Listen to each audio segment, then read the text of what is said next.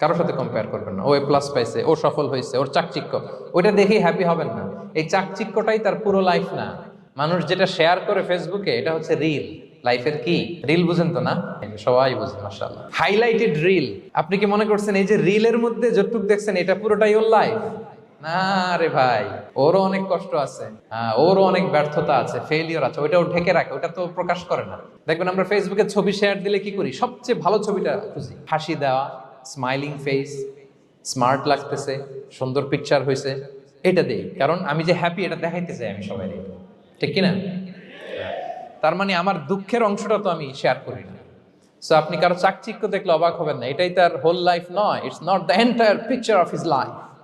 এটা হচ্ছে highlighted reel. এটা কি? সবাই বলেন এটা কি? সো কখনো কম্পিট করবেন না অন্যের সাথে। তাহলে কার সাথে কম্পিট করবেন? Compete with yourself. নিজের সাথে কম্পিট করুন, নিজের সাথে